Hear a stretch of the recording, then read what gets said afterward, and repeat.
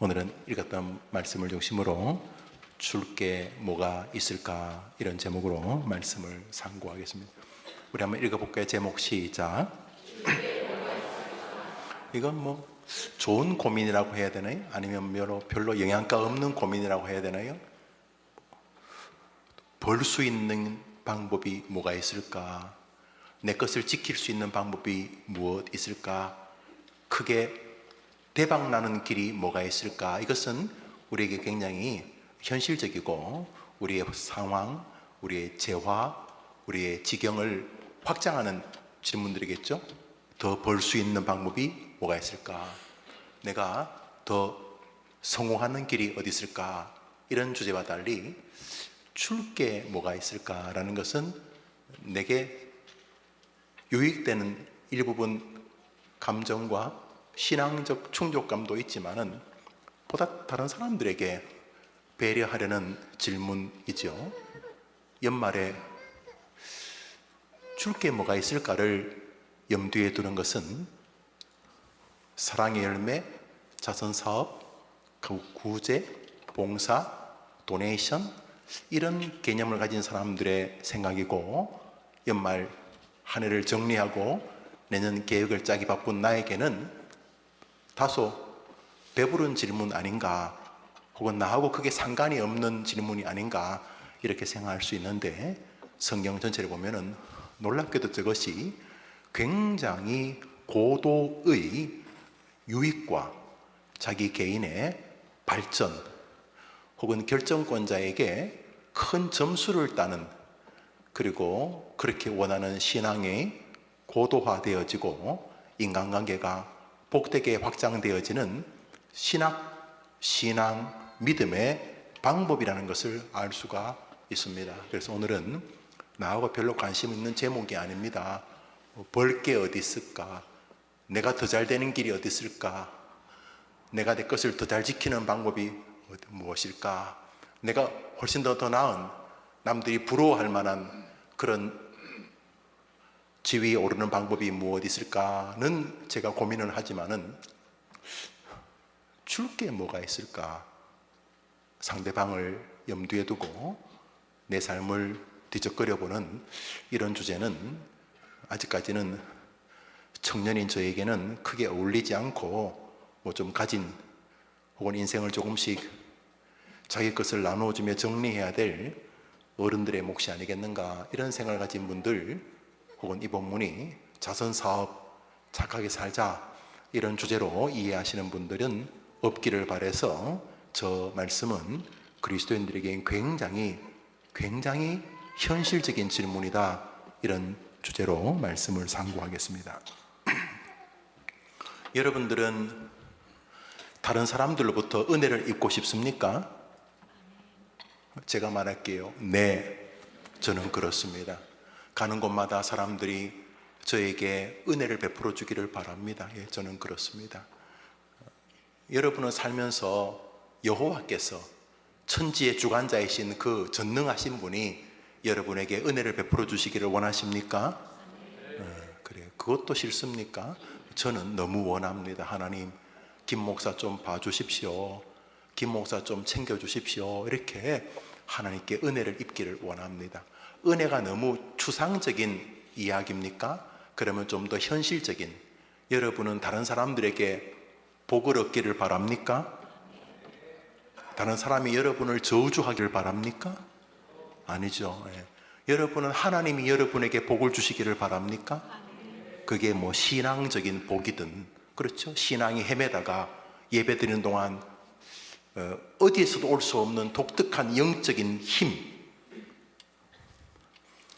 내가 죄인이라는 고백, 내가 그럴 인간이 아닌데 예배 도중에 내가 죄인이라는 고백, 예배 중에 내 정신의 맑아짐, 내 예배정의 안에서 뭔가 뜨거운 것이 꿈틀꿈틀거리면서 내 육체까지 정화시키는 이런 설명할 수 없는, 그리고 새로운 삶의 다짐, 죽지 말자, 다시 해보자 하는 현실적인 다짐, 정신적 혹은 영적인, 그리고 일명 먹고 사는 문제, 뭐 여러분들이 싫어하는지 좋아하는지 모르지만 기복신앙이라고 할 만큼 교회를 나오니까 자꾸 좋은 일이 많이 벌어지고, 여튼간에 아무리 생각해도 이건 내 재주가 아니라 하늘이 도와주시는가를 느낄 수 있는, 하나님이 복을 주시는 삶이 되기를 원하십니까? 왜? 여러분하고 저와 똑같은 애, 그죠? 그러면 하나님의 은혜와 복은 어떻게 받을 수 있습니까? 조릅니까? 계속 지성이면 감천이라고 막 조릅니까? 그렇습니까? 그것도 한 방법일 수 있고, 그것을 일부분 지지하는 성경도 몇 구절이 있으니까.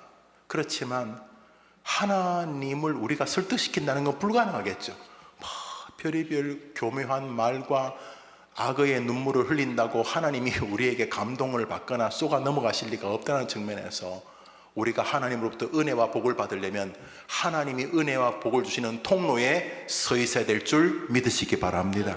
이게 중요한 거예요. 괜히 딴 데 가서 헤매지 마세요. 여러분, 이제 곧 젊은이들 결혼하면 전세 혹은 뭐 조금 이렇게 돈을 모아서 청약을 해서 여러분 집을 산다면은, 여러분의 이름으로 집이 되기 위해서는 반드시, 요즘은 뭐 부동산 중개하시는 분들에게 도움을 구하지만, 요즘 젊은 사람 똑똑하니까 한 그 등기하는데 20-30만 원 드는 거 아끼려고 여러분이 등기소를 가게 될 거예요. 왜? 집을 샀기 때문에, 혹은 집을 팔기 때문에. 집을 사고 팔기 위해서는 절대로 국가기관이라고 해서 보건소에 가면 안 됩니다. 거기가 거기잖아요. 어차피 국가기관인데. 어떤 집은 국립 어린이집이 있습니다. 여러분이 집을 옮기기 위해서 아무리 국립이고 공립이고 어린이집 가서는 안 됩니다. 수도사업본부 오다 보니까 많대요. 아리수물 최고다, 수도사업. 아무리 거기가 국가기관이라 해도 여러분 집을 사고 팔기 위해서는 법원 옆에 붙은 등기소를 가야 됩니다. 원기소 말고 등기소를 해야 됩니다. 여러분, 하나님이 주시는 복의 통로가 여러분이 바꿀 수 있을 것 같습니까? 아이, 내가 그냥 시간도 없어. 보건소 왔으니까, 보건소 사람들 알아서 집 내 문제 처리하세요. 등기 알아서 하세요. 글쎄요, 뭐 공무원들이 들어줄 리도 없지만은 설령 들어준다 칩시다. 여러분이 상상하는 복을 내가 받고 싶으니까 하나님 당신이 와서 복 주시오 되겠습니까? 복의 통로에 서 있으면 하나님이 약속하신 복을 주실 줄 믿으시기 바랍니다. 그러니까 자꾸 딴 데 헤매지 마세요. 자꾸 개발하려고 하지도 마시고, 하나님을 어루고 달래가지고 여러분이 되도 않는 방식으로 하늘과 땅의 복을 하나님으로부터 끄집어내려고도 하지 마세요. 그냥 하나님이 복을 주시는 루트가 있습니다. 좀 부족하더라도, 참 복에 어울리지 않더라도, 완전히 넉마가 되고 찢겼더라도 고개 푹 숙이고, 하나님 죄송해요 그러면서 하나님이 주시는 복의 통로에 고개를 이렇게 쓱 내밀고 있으면, 그 복을 주시는 통로에 임하시는 주님께서 복을 주시는 것이에요. 주님이 복을 주시겠다고 말씀하시는 길이 있는데 자꾸 뭐 개발하겠다 그러고, 내가 괜찮은 사람이다 그러고, 뭐 우리 집도 몇 대째 믿는다 그러고, 나는 신학 공부를 뭐 했다 그러고, 나는 목사다 집사다 그러면서 하나님이 복을 주시겠다고 약속하신 길은 벗어나서 자꾸 지 나름대로의 신학으로 복을 받으려고 하니까 무리수가 되고 엉뚱한 일이 되고 자기 심령도 고장나고 주변 사람도 아프게 되는 것이죠. 어떻게 하면 복을 받습니까? 복의 근원이신 그 옆에 가 있으면 되는 줄 믿으시기 바랍니다. 자, 오늘은 어떻게 하면 복을 받는가, 그것이 오늘 설교 제목과 깊은 상관이 있습니다. 줄 게 뭐가 있을까? 저것은 자선 사업하자는 게 아닙니다. 하나님이 우리에게 복을 주시는 방법 중에 하나가 저 물음과 저 물음의 실현하는 여정에 있기 때문입니다. 오늘 설교 본문 마태복음을 읽읍시다. 시작. 긍휼이 이 말을 아브라함이 해도 진실일 겁니다. 맞아요. 아브라함이 해도 진실이겠죠. 하나님 인정하셨으니까. 다윗이 해도 하나님이 다윗을 통해 하신 말씀이니까 진실일 것입니다. 그런데 이 말씀은 아브라함이나 다윗 따위가 한 말이 아닙니다. 이 말은 예수 그리스도 우리 구주 하나님이신 성자께서 직접 하신 말씀입니다. 한번 따라합시다. 복이 있나니. 어떤 사람이 복이 있다고요? 여러분 해봅시다. 노란 글씨 시작. 여러분, 그러니까 여러분이 그렇게 원하는 것이 영적이든 정신적이든 육체적이든 돈이든 뭐가 됐든 간에 여러분과 여러분 부모와 여러분의 후손들이 다 동의할 만한 하늘과 땅의 복을 받기를 원한다면 여러분은 선택의 여지가 없습니다. 여러분은 긍휼히 여기는 청년이어야 하는 것입니다. 여러분은 긍휼히 여기는 환우여야 하고, 여러분은 긍휼히 여기는 세대기여야 하고, 여러분은 긍휼히 여기는 어린아이의 부모여야 하고, 여러분은 긍휼히 여기는 성가대 중년 장년이어야 하는 것입니다. 만일 긍휼히 여기지 않고도 복을 임하면 우선 예수님이 거짓말을 한 것입니다. 그것은 불가능한 것입니다. 그리고 긍휼히 여기지 않고도 참 복이 임했다면 그것은 성경 전체를 여러분 한 사람 때문에 엉터리로 만드시는 일이기 때문에 그것은 영원히 불가능한 것입니다. 왜냐하면 1.1핵도 달라지지 않을 것이라고 말씀하셨기 때문입니다. 우리 노란 글씨만 한번 읽읍시다. 시작. 이제 질문입니다. 긍휼은 불쌍히 여긴다는 뜻입니다. 누구를 말입니까? 여러분 집에서 기르는 반려짐승들, 개, 고양이 말하는 겁니까? 저 불쌍히 여기는 건 누굽니까? 천사요? 아주 훌륭한 천사들 말하는 겁니까? 북극곰을 살립시다. 북극곰 말하는 겁니까? 나는 그 광고 볼 때마다 늘 좀 웃겨요. 북극곰을 살립시다. 볼 때마다 나 좀 살려달라. 나 좀 김 목사 좀 도와주지. 왜 북극곰을 도와달라? 아니 뭐 북극곰을 일부러 잡아먹을 필요 없어요. 그거 잡아먹는 것보다 차라리 소고기, 돼지고기, 삼겹살이 나으니까 그거 일부러 잡아먹을 필요는 없지만은, 글쎄 성경을 아무리 봐도 짐승을 사랑하는 말을 본 적이 없어요. 뭐 일부러 짐승을 괴롭힐 필요까지는 없지만은 오늘 본문에 긍휼히 여기면 복을 주시겠다고 예수님이 말씀하셨으니 이거는 빼도 박도 못하는 말 그대로 빼박입니다. 무조건 그렇게 되는 것입니다. 그러면 누구를 불쌍히 여기라는 말입니까? 누구를? 짐승은 아닌 게 확실하고 산천초목 환경도 아니고, 그럼 누구를? 천사를? 그럼 아니면 하나님을? 아니 우리 주제에 하나님을 불쌍히 여기라는 말입니까? 우리 주제에 하나님을? 그러면 오늘 본문에 다른 사람을 긍휼히 불쌍히 여기라고 하는데 그 불쌍히 여겨야 될 대상이 누굽니까? 한번 옆 사람 보세요. 너구나. 시작. 너구나. 그래요. 사람입니다. 사람. 불쌍히 여기면 복을 주시겠다고 했으니까 이거는 영원한 진리입니다. 불쌍히 여겨도 복을 안 주시면 여러분은 역사상 유일하게 성경이 말하는 대로 되지 않는 인물입니다. 그럴 가능성은 제로인 것입니다. 그런 면에서 복을 원한다면 먼저 내가 사람을 긍휼히 대하는지를 보아야 합니다. 여러분 보고 뭐 자선 사업하라고 월급의 절반은 남에게 주라는 말을 하는 게 아니고 인생의 경향성을 말하는 것입니다. 삶이 엄마 아빠도 참 힘들겠구나. 아이고 나는 대학을 못 나왔지만 대학 생활하고 있는 우리 딸 아들 힘들겠구나. 아이고 집사님 참 힘들겠구나. 아이고 저 목사님 참 힘들겠구나.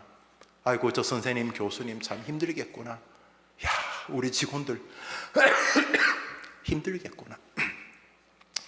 아이고 이 회사를 설립해가지고 저렇게 용쓰는 이 회사 대표도 힘들겠구나.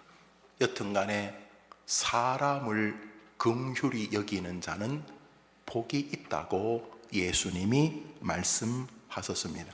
그러니까 불쌍히 여기는 것과 반대로 업신 여기는 것 중에 하나를 여러분이 삽니다. 말을 해도 불쌍히 여기는 사람이 있고 말을 해도 업신 여기는 사람이 있습니다. 침묵하고 있어도 사람을 긍휼히 여기는 사람이 있고 말 한마디 안 해도 사람을 업신 여기는 사람이 있습니다. 업신 여기는 쪽은 망한 것입니다. 버티고는 있겠지만 망한 것입니다. 그러나 사람을 기본적으로 불쌍히 여기는 사람은 하늘이 움직이고 있습니다. 지금 여러분이 돈 몇 푼 안 가지고 있는지는 모르고 여러분이 여러분을 스스로 인정하기 어려운 지금 현 지위에 있는지는 몰라도 아닙니다. 하나님은 약속하셨기 때문에 여러분을 불쌍히 여기고 여러분을 긍휼히 여기고 여러분에게 복을 주기 위하여 하늘을 다 여러분 쪽으로 움직이실 것입니다. 믿으면 아멘 해보세요. 성경 말씀 잠언서 14장 읽습니다. 시작.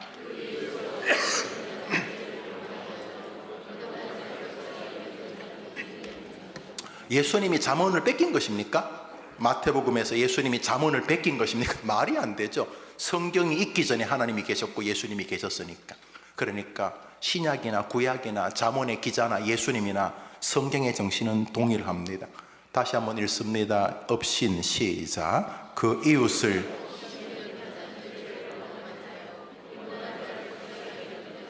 그래서 우리 시대는 이 부모를 업신 시대입니다. 다 떠나서 성경이 내 부모를 공경하라고 했는데 5계명에도 담아놨고 박아뒀는데 부모를 업신여기니까 뭐 대통령 따위는 말할 것도 없죠. 부모도 업신여기는데 대통령을 업신여기지 말라는 말은 성경에 없잖아요. 그런데 부모를 업신여기지 말라는 말은 성경에 있어요. 그런데 부모에게도 함부로 하니까 이건 뭐 말할 것도 없는 거죠.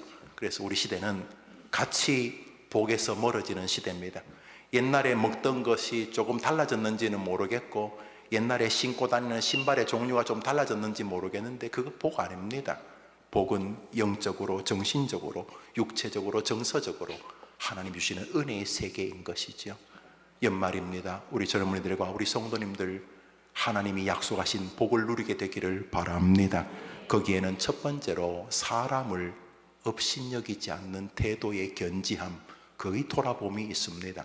한번 따라합시다. 긍휼히 여기는 자는 복이 있나니 그들이 긍휼히 여김을 받을 것이요. 목사님, 그러니까 오늘 설교 제목 줄 게 뭐가 있을까는 긍휼히 불쌍히 여기는 마음으로 우리 몇 주 전에 집이 완전히 불타고 남편이 위독하고 자식도 굉장히 위독한 한 권사님 가정을 위해서 우리가 조금씩 정성을 모아서 전달을 했습니다. 그렇죠. 그런 불쌍히 여러분 뭐 심심해서 그분을 돕는 거 아니에요. 우리 집이 불탔으면 어땠을까? 저분들 어떤 마음일까? 이런 마음이 바로 긍휼히 여기는 거죠. 그렇지 않습니까? 빨리 그렇다 그래요. 그렇죠. 예, 긍휼히 여기는 것. 왜야 하면 거기에 하늘을 대하는 고도의 인생관이 있는 것입니다. 어차피 하늘이 도와줘야 되는 것입니다. 목회를 해보면 압니다. 하늘이 도와줘야 됩니다. 끊임없는 죄인들의 집합소가 교회이기 때문에 세상에서도 하지 않는 말을 막 뱉습니다. 뭐 교회 감옥 보내지도 않고. 그래서 교회 안에 초등학교는 초등학생대로 시끄럽고 중학생은 중학생대로 시끄럽고 어른대로 시끄럽고 여성은 여성대로 남성은 대부분의 교회가 그렇습니다. 그래서 한국 교회는 싸움 공화국입니다. 그런데 어떤 교회는 교회 전체에 긍휼이 흐릅니다. 아이고 저 권사님 얼마나 힘들까? 아이고 저 장로님 얼마나 힘들까? 아이고 우리 목사님 얼마나 힘드실까? 눈에 보이지 않는 긍휼이. 아이고 저 성도가 애 등에 업고 또 하나 등에 업고 등 따시고 또 배부르고 또 배도 하나 있고 아이고 얼마나 저거 힘들까? 얼마나 힘들까? 시어머니도 만만치 않던데 아이고 얼마나 힘들까? 또 반대로 나이 많은 권사님 보면은 며느리가 보통이 아니던데 얼마나 힘들까? 서로 긍휼히 여기는 자세, 그것이 복을 누리는 모습이라는 것이죠. 아니라고요? 그러면 성경을 다 찢어버릴까요? 잠언도 찢어버리고 마태복음도 찢어버릴까요? 우리 시대는 복을 받을 수 있는 길을 자꾸 벗어납니다. 이유를 알 수 없는 업신여김이 아이들의 대화를 장악하고 있습니다. 왜 그러는지를 알 수가 없어요. 유머, 재미, 조크, 도대체 왜? 개, 돼지를 욕하는 건 죄가 아니에요. 야, 이 개새끼야, 개한테 그렇게 말하세요. 그러나 사람에게는 욕을 하면 대가를 치릅니다. 대가를. 우리가 도와야 될 것은 밍크나 북극곰이 아니고 사람인 것입니다. 사랑하는 여러분, 우리는 복 받기를 바랍니다. 그래서 다른 사람을 불쌍히 여기는 마음을 늘 돌아봅니다. 뭐 줄 게 없나? 아이고, 뭐 줄 게 없나? 이제 근원적인 질문 하나를 생각합니다. 목사님, 그런데 저는 진짜 줄 게 없어요. 정말 저는 줄 게 없어요. 뭐 직장도 시원치 않고 아르바이트 하는데 그거 벌어가지고 뭐 이거저거 내고, 야, 저는 뭐 주일 헌금하기도 빠듯해요. 목사님, 저는 진짜 지금 줄 게 없어요. 그래요?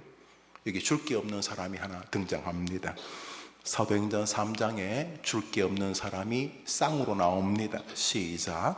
기도 시간에 베드로와 요한이 성전에 올라가 나면 못 걷게 되니 그가 베드로와 요한이 성전에 들어가는 거 보고, 그러니까 참 이렇게 구걸하시는 몸도 아프신 지체 장애인인데 구걸하는 거지. 야, 지금도 장애인이 살기가 쉽지 않은데 2000년 전에 거기다가 또 종교적인 의미까지 부여해가지고 누구 죄 때문에 저래 됐냐 이러니까 이거는 뭐 직장도 직장이지만 정서적으로 힘들고 뭐 생활이 됐겠어요.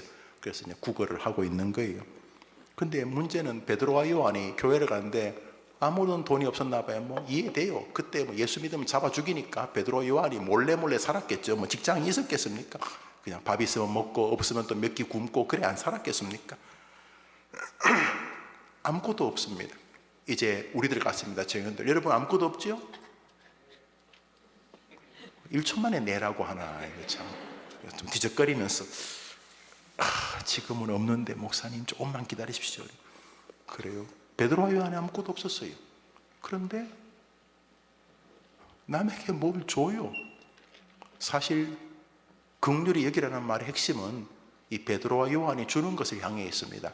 뭐 쌀, 돈 이런 거 안 주면 안 돼. 여러분 있으면 줘야 돼. 할 수 있으면 줘야 돼요. 할 수 있으면. 그러나 이 뭘 주라는 말은 성경이 착하게 살라라, 뭐 구제 봉사하라, 연말에 뭐 자선 사업하라 이런 쪽을 말하는 게 아니에요. 물론 1차적인 의미가 있어요. 있는데 이 베드로와 요한이 이 긍휼히 여기는 걸 정확히 신학적으로 이해하는 사람이 또 그렇겠죠. 예수님의 수제자들이니까. 이제 베드로 요한이 한 푼 달라고 하는데 지금 줄 게 없어요. 쉽게 말해서 긍휼히 여기고 싶은데 아무리 해도 형님 뭐 좀 있어요? 베드로가 없네. 자네 없나?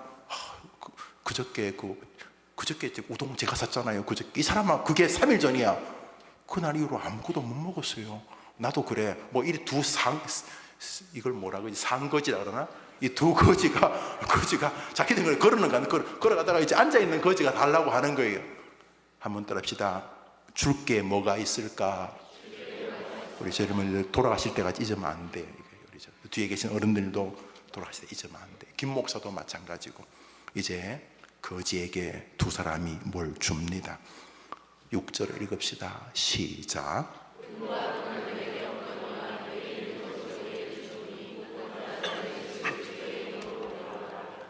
여러분 줄 거 있어요.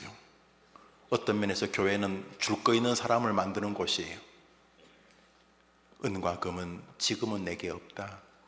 이제 막 학교 졸업하고 직장을 찾고 있는데 가방에 이력서 30장씩 넣고 다니고 이력서 내고 아무런 소식이 없고 오는 것은 불합격이라는 소식이고, 그래서 직장 정기적인 정상적이라고 보기는 어려운 여기저기 다니면서 아르바이트라는 이름으로 겨우겨우 생활하고 있어서 정말 안전된 직장이 하나도 없어.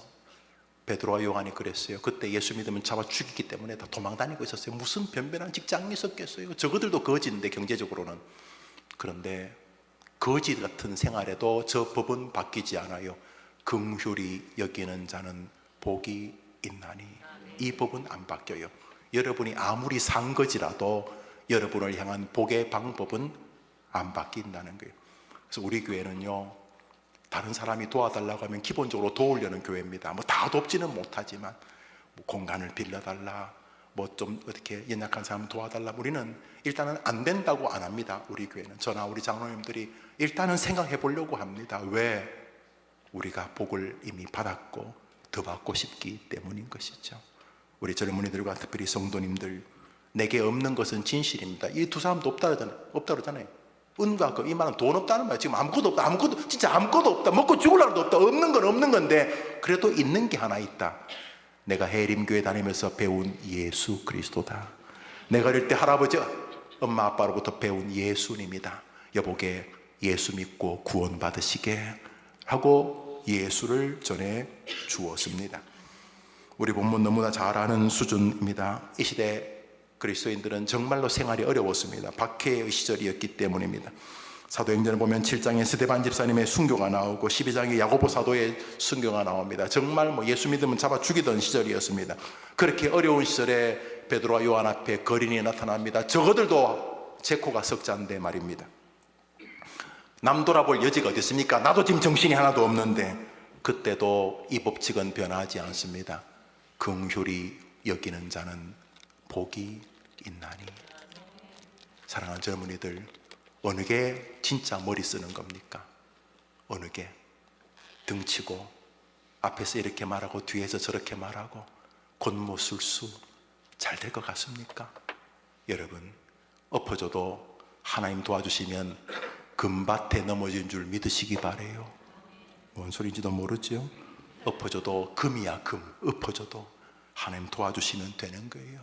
한번 아멘 해봐요. 아멘. 그러니까 여러분이 오늘 이 말씀 듣고 나는 사람을 어떻게 대하는가를 돌아보셔야 돼요.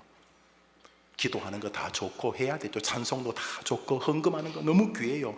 그렇지만 오늘 설교를 들으면서 나는 사람을 어떻게 대하는가를 생각해 보아야 해요. 긍휼히 여기는 자는 복이 있나니. 베드로와 요한은 그들에게 가진 것을 주었습니다. 우선 여러분들이 가진 것을 주는 태도를 계속 나는 예수님 전하기 이렇게 말하는 건 위선입니다. 왜냐하면 베드로, 바울 서신을 보면 연약한 자들을 베드로와 바울 같은 사람이 여기서 가져다가 저기 배달하는 게 많습니다. 아주 바울 같으면 뻔뻔합니다. 내가 할 때까지 1,000만 원 만들어도 그리고 그거 가지고 또 가난한 교회 전달하고 이런 성경이 많습니다. 열심히 여러분이 할 수 있는 거 하십시오. 여러분의 작은 것도 남을 위해 쓰여지는 것은 여러분도 다른 사람도 복받게 하는 것입니다. 여러분, 기독교 역사에 기적하면 제일 먼저 생각나는 게 오병이어잖아요. 오병이어. 보리떡 5개와 물고기 2마리로 수천 명을 모이고 12가지 남은 거예요. 그거요. 누가 자기 것을, 예수님 일행을 불쌍히 여긴 결과입니다. 걔가 아이였습니다. 성경은 그 도시락의 주인이 어린 아이였다고 말합니다. 여러분, 하나님 부자입니다. 여러분 손길 김용호 목사의 그 몇 푼 원하지 않습니다. 있으나 만합니다. 하나님 부자십니다. 그러나 하나님 말씀하신 법을 우리에게 충족시키기 위해서 우리에게 사람을 긍휼히 여기는 태도를 원하십니다. 한번 따라합시다. 능력과 기적은 내가 가진 작은 것이 다른 사람을 향해 사용되어질 때 이루어진다. 계속 웅겨지려고 하시면 그냥 그렇게 사실 거예요? 그렇게 사실 거예요. 그러나 주려고 하면 여러분의 목회를, 여러분의 삶을, 여러분의 지경을, 여러분의 후손들을 하나님이 복 주실 줄 믿으시기 바랍니다. 이거 믿을만 하지 않나요? 임금이, 대통령이, 장관이 말해도 믿을만 한데 여호와께서 예수 그리스도 입을 통해서 긍휼히 사람을 불쌍히 여기는 자는 복이 있다고 말씀하셨는데, 여러분이 가진 그 작은 것을 가지고 하나님이 움직인다면 이거 얼마의 성과입니까? 보통 기업은 7%, 5% 남기면 많이 남는다 그러죠. 요즘 IT 기업은 몇십 배나. 이거는 수준이 아닙니다. 하나님이 개입하시면 하늘이 다 우리들에게 쏟아질 것 아닙니까? 그러므로 여러분이 가진 작은 것을 다른 사람을 긍휼히 여기는 쪽으로 활용하는 것은 손해가 아니라 가장 탁월한 지혜와 인생관임을 알 수가 있습니다. 오병이어 사건을 읽습니다. 마가복음입니다. 시작.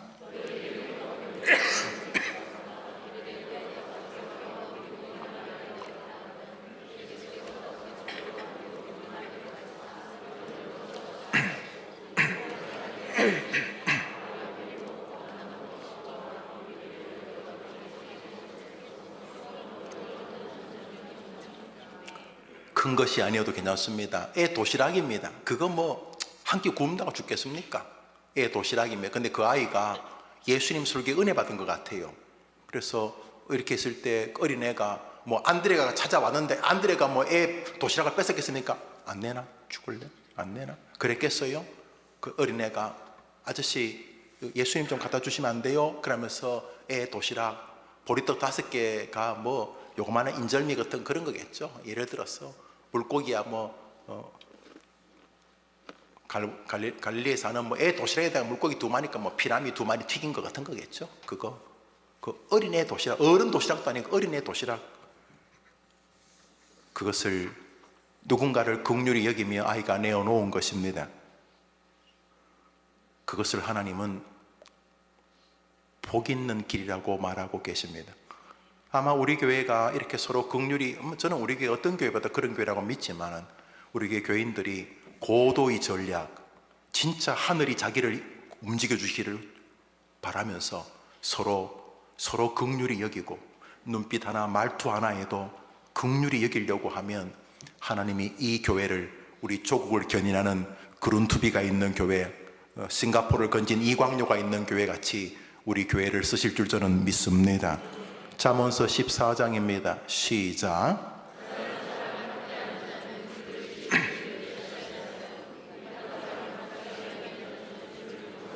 사람을 함부로 대하면 일단 망한 것입니다. 몇 푼 가지고 그러는지 모르겠지만, 그 학위 가지고 그런지는 모르지만 망한 것입니다. 반대로 아유 참 불쌍하다, 우리가 궁핍하다는 게 있고 돈만이 아니에요. 보십시오, 돈 그래 많은데 막 뛰어내 자살하잖아요. 대기업 총수들도 다 가난한 거예요. 돈만 있는 거예요. 가난한 거, 다 가난한 거. 그 높은 자리에 올라갔다가 막 자살하고 그러잖아요. 다 가난한 거예요. 다 마음이 가난한, 어디가 가난한 거예요. 다 궁핍한 거예요. 그런 사람을 불쌍히 여기는 것은, 네가 내 말을 신뢰하니까, 긍휼히 여기는 자는 복이 있다는 내 말을 인정하니까 너는 나를 경외하는 자다, 하나님 인정해 주신다는 거예요. 젊은이들, 뭔가 인생에 빛이 보이지 않습니까? 여기 길이 보이지 않습니까? 주님께서 말씀하셨습니다. 복 받고 싶다고? 뭐 줄 게 없을까? 뭐 줄 게 없을까? 이게 복 받는 길입니다. 성경 말씀 사도행전 20장 읽습니다. 시작.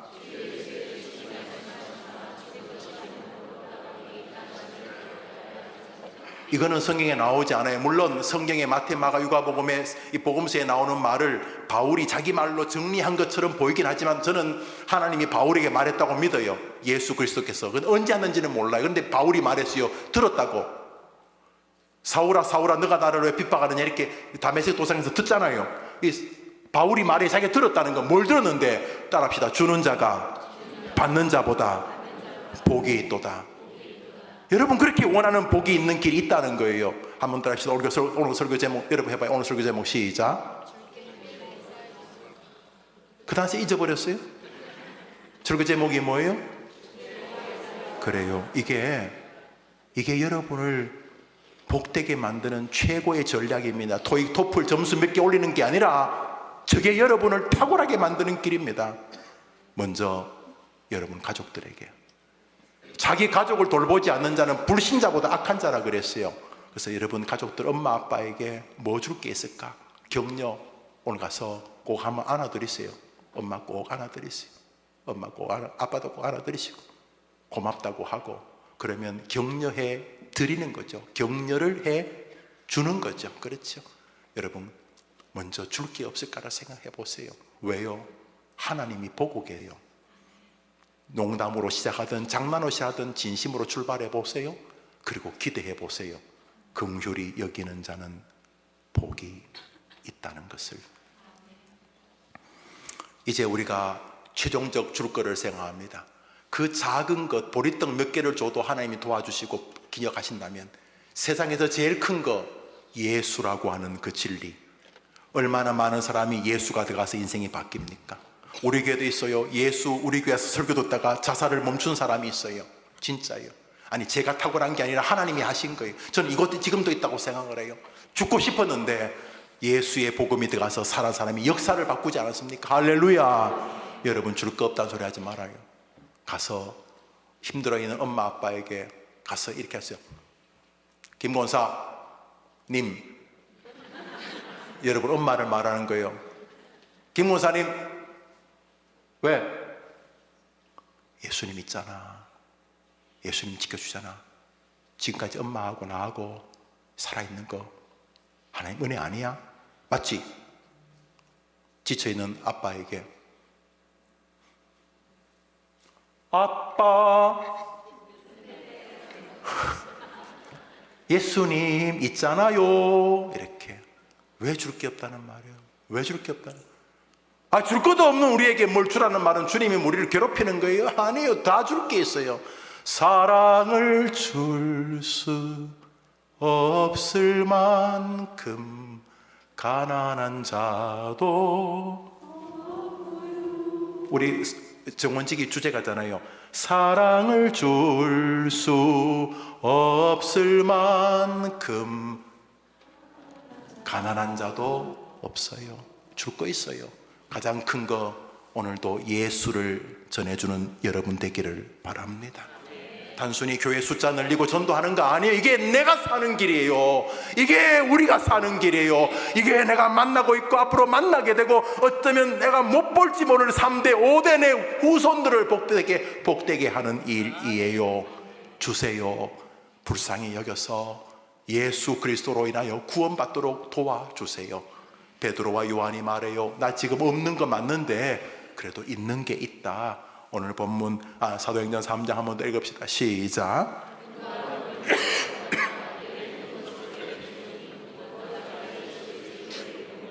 이번 한 주간 긍휼히 여기는 자는 복이 있다는 것이 여러분에게 실현되는 한 주간이 되기를 바랍니다. 우리 오늘 설교를 정리해서 세 개로 해봅시다. 세 개로 하니까 벌써 세 개 다 나왔죠? 1. 한번 더 합시다. 그놈이 그놈이다. 다 아파요. 멀쩡한 사람, 멀쩡해 보일수록 더 아파요. 가다마 있고 학위 PhD 안에 숨어 있지만 더 아파요. 행복에 죽는 처럼 표정 짓지만 돌아보면 허무한 게 인생이에요. 이 사람은 이래서 아프고 저 사람은 저래서 아파요. 여러분은 지금 옆에 서 있는 목사가 아파 보여요? 안 아파 보여요?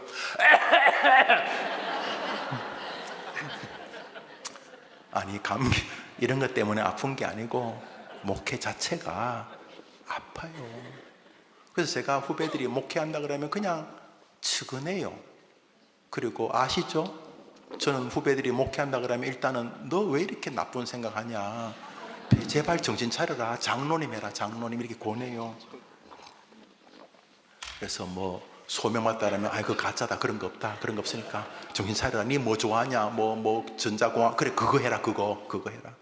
그래서 정말 대학을 졸업할 때까지 정말 내가 목회자로 서지 않으면 난 죽을 것 같다. 그러면 그때 한번 와봐라. 그때 내가 이렇게 권유합니다. 뭐 제가 틀릴 수도 있지만 애처로워서 그래요. 애처로워서.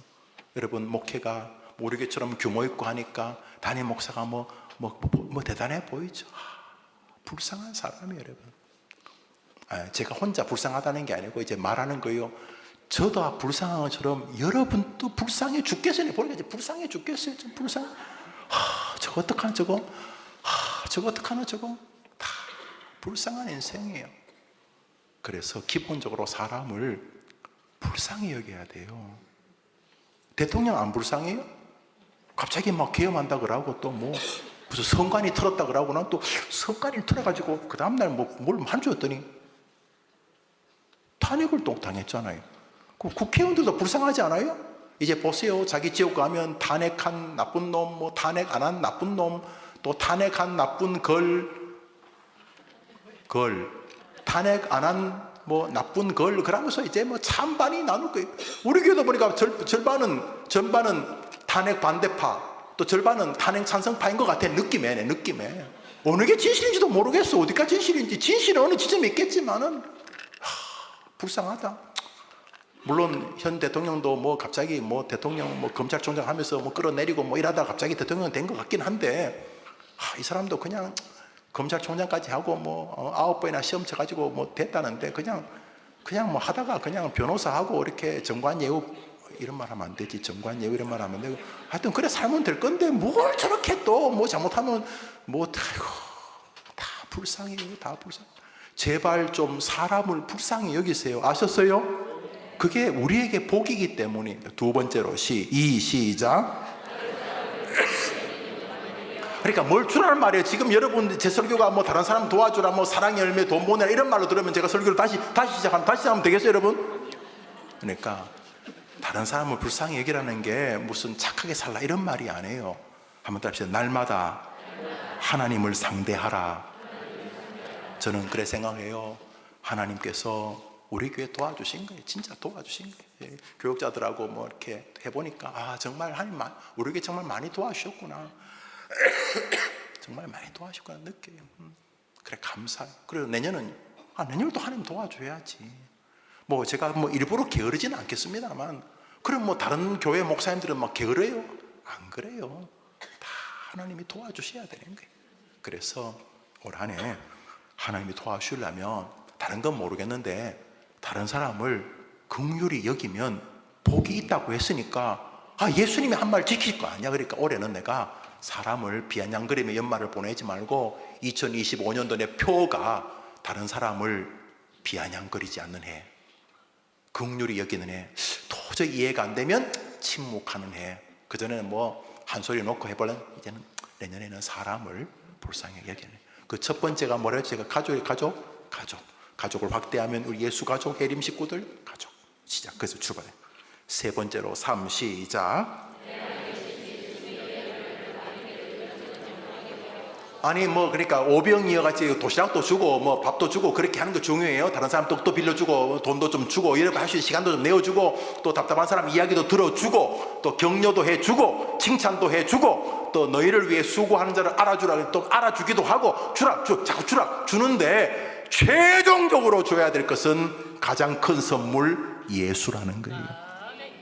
다른 사람을 진짜 긍휼히 여기는 최고봉은 예수를 진심과 눈물로 전해주는 것이에요. 긍휼히 여기는 자는 복이 있나니.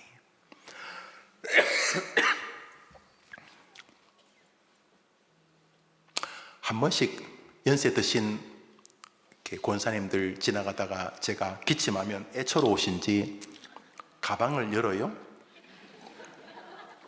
그리고 이름과 종류를 알 수 없는, 거의 모든 식당에서 나올 때 한 줌씩 들고 나온 것이 거의 확실해 보이는, 종류도 각양각색이고 어떤 것은 오래되어서 봉지가 뜯어지지도 않는 사탕을 2개만 줘도 제가 단 걸 별로 안 좋아하니까 먹는데, 그 어르신이 한 줌씩 주십니다. 그래서 받으면 저는 거절 안 합니다. 다음 주에 전교인 파티할게요 이렇게 말씀. 왜요? 불쌍히 여겨서 한 줌씩 주는 거예요. 그런데 만일 하나님이 김영우를 좋게 보셔서 하나님이 한 줌 지어주시면 제 인생은 대박이 나는 것입니다. 방법이 뭐라고요? 뭐 줄 게 없을까 하고 사는 거예요. 마지막 성경 읽고 마칩시다. 시작.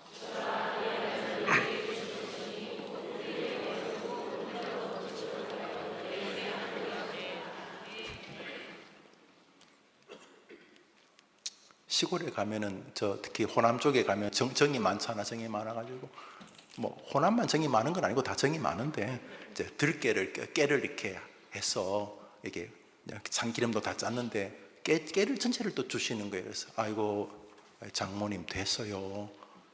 김서방 좀 더 해라고. 그래서 그런데 이제 그만 담아야 되는데 또 눌러. 봉지 터져요. 이거 먹을 사람도 없어요. 주라. 뭐 하라고요? 주라. 그리하면 누르고 흔들어 넘치도록 네게 주겠다. 이 멋진 길을 포기하지 마십시오. 본인의 이기심 때문에, 게으름 때문에, 자기의 성공 때문에 다른 사람을 무시하지 마십시오. 바보 같은 짓입니다. 해림교회 성도님들, 특히 젊은이들, 여러분은 여러분의 길이 있습니다. 굳이 남 안 따라가도 됩니다. 하나님께 승부를 걸고 사람을 긍휼히 여기는 연말 연시 되기를 축복합니다. 우리 청년들 특별히 사랑합니다. 사랑합니다. 기도합시다. 하나님 아버지,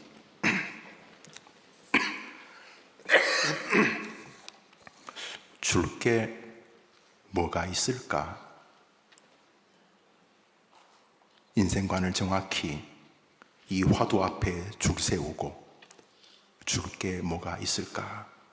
아빠 엄마를 대할 때, 할아버지 할머님을 대할 때, 교회 목사님 집사님 장로님을 대할 때, 회사 사장님 동료들 후배들을 대할 때 줄 게 뭐가 있을까?